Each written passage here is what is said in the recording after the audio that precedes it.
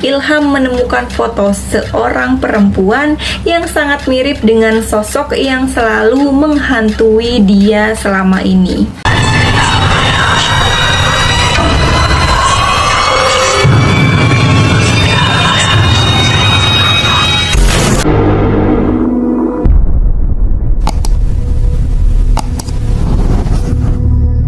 Hai guys, assalamualaikum. Terima kasih udah mampir di channel aku. Seperti biasa, aku akan membahas atau menceritakan kisah-kisah horor nyata dan kejadian-kejadian mistis yang dialami oleh sobat horor kita. Nah, buat kalian yang belum nonton video aku dari episode 1 sampai dengan episode sekarang, kalian bisa cari di playlist judulnya Kisah-Kisah Nyata. Aku juga ngucapin terima kasih buat kalian yang selalu setia nongkrongin channel aku. Jangan lupa juga untuk support channel aku supaya aku makin semangat lagi membawakan kisah horor untuk kalian. Oke, kalau kemarin kita membahas tentang kisah cinta segitiga yang berujung santet, kali ini ada cerita yang jauh lebih menyeramkan yang bikin bulu kuduk kalian merinding. Karena kali ini aku akan menceritakan hal seram yang dialami oleh sobat horor kita yang bernama Ilham. Penasaran gimana ceritanya? Oke, nggak usah banyak batu decot lagi, kita langsung aja ke ceritanya. Cekidot. Sebelum lanjut ke ceritanya, alangkah baik ya kalau kita kenalan dulu nih sama si Ilham. Jadi Ilham ini dua bersaudara. Ilham ini anak kedua, kakaknya bernama Andi. Orang tua Ilham ini tergolong orang yang sangat taat beribadah. Kedua anaknya pun dibekali dengan ilmu agama yang sangat kuat. Andi, kakaknya Ilham ini kuliah dan juga menjadi guru ngaji di sebuah musola kecil di dekat rumah. Dan Ilham sendiri pada saat itu masih kelas 2 SMA. Cerita horor Ilham ini dimulai ketika dia pulang dari study tour sekolah di Jombang. Entah kenapa, beberapa hari setelah kepulangannya dari Jombang, Ilham ini sakit. Ilham selalu merasa ada yang memperhatikan dirinya. Di saat Ilham sakit, dia pun merasa selalu ada orang yang duduk di samping tempat tidurnya. Gak terlalu dipikirin nih sama si Ilham, karena kan itu hanya perasaan dia aja, toh aktualnya gak ada gitu kan. Nah, setelah 1 minggu berlalu, Ilham sembuh dan mulai sekolah lagi. Kali ini di sekolah, Ilham melihat ada seorang perempuan berambut panjang berbaju hitam yang terus menatap Ilham dengan senyum menyeringai, wajahnya pucat. Ilham mengira mungkin itu adalah guru baru atau wali murid yang memang sengaja berkunjung. Setelah jam pelajaran selesai, Ilham ini memutuskan untuk nggak langsung pulang. Dia pergi ke toko buku untuk membeli sebuah komik horor favoritnya dia. Singkat cerita, setelah Ilham tiba di rumah, Ilham lagi-lagi melihat sosok perempuan yang tadi dia lihat di sekolah. Kali ini sosok itu terlihat sangat menyeramkan karena di balik wajahnya yang pucat ada bekas-bekas luka sayatan di tubuhnya dan berbau sangat busuk. Sosok itu terus menghampiri Ilham dan berkata, "Kamu yang harus bertanggung jawab."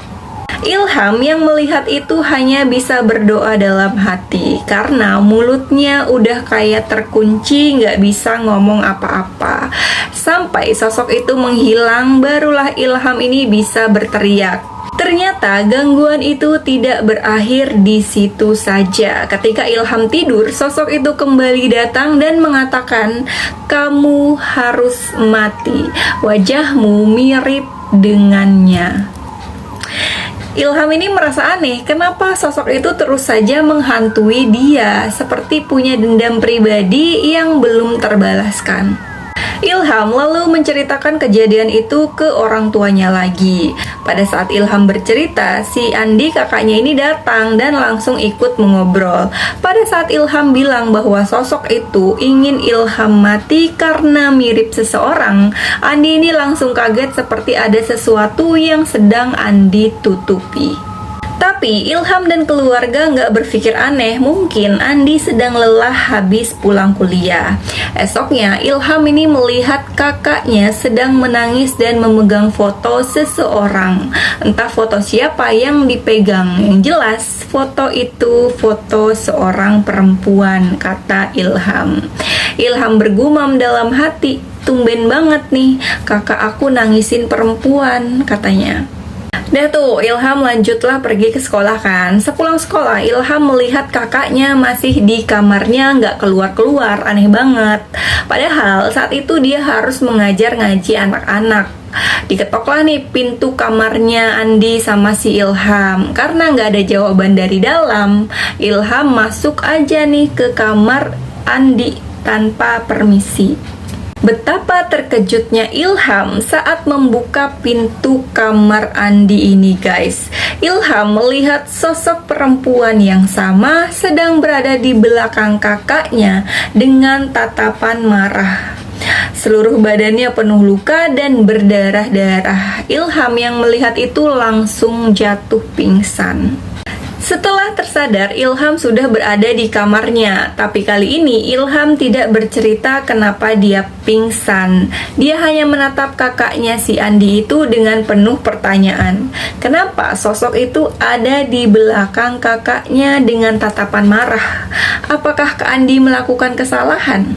Seminggu pun berlalu, Ilham sudah tidak pernah melihat sosok itu lagi. Ilham nih kepo foto siapa sebenarnya yang dipegang kakaknya waktu itu. Nah, pas kakaknya pergi ngajar ngaji, Ilham ini masuk diam-diam ke kamar Andi untuk mencari foto itu. Saat sedang sibuk mencari, tiba-tiba laci meja Andi terbuka dengan sendirinya. Kagetlah ya kan si Ilham.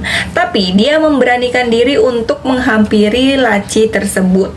Setelah dikeluarkan semua isinya, Ilham menemukan foto seorang perempuan yang sangat mirip dengan sosok yang selalu menghantui dia selama ini. Ilham bertanya-tanya kan, apa hubungan kakaknya sama perempuan yang ada di foto. Ilham akhirnya memberitahu orang tuanya tentang apa yang dia temui. Sepulang Andi ngajar, orang tuanya ini memanggil dan mengajak untuk mengobrol. Setelah ditanya ini dan itu, akhirnya Andi jujur, guys. Jadi, perempuan itu bernama Indah. Dia asli orang Jombang. Andi mengenal Indah ini pada saat dia ada tugas kuliah di Jombang. Mereka berkenalan dan hubungan mereka ini sudah terlalu jauh, guys. Mereka melakukan hubungan terlarang yang membuat Indah hamil. Karena Indah hamil, Andi ini bingung antara mau tanggung jawab atau enggak gitu ya. Secara orang tua Andi ini orang yang sangat menjunjung tinggi ajaran agama. Jika sampai orang tuanya tahu, pasti mereka akan sangat marah besar.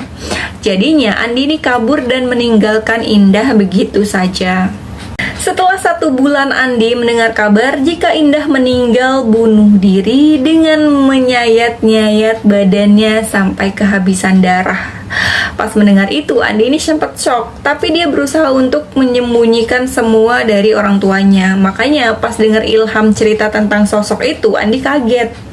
Dia tidak menyangka kalau Indah sampai tidak tenang dan menyimpan dendam. Setelah mendengar itu, orang tua Andi dan Ilham ini memutuskan untuk pergi ke Jombang dan bertemu dengan keluarga Indah, serta meminta maaf atas semua kesalahan Andi.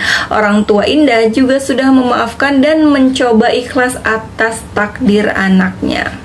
Itu dia sedikit cerita dari Ilham. Semoga bisa diambil sedikit pelajaran dari kisahnya Ilham dan Andi ini, guys. Intinya, cobalah kita untuk bertanggung jawab atas apa yang sudah kita lakukan, walaupun itu pahit ya, guys. Dan untuk Indah, semoga ditempatkan di tempat terbaik dan diampuni segala dosa-dosanya. Amin. Nah, buat kalian yang punya cerita horor dan mistis lainnya, kalian bisa kirim ke email aku yang ada di kolom deskripsi. Susun serapih mungkin, jangan lupa juga untuk mencantumkan nomor WA atau IG kalian supaya kita gampang untuk menghubungi kalian.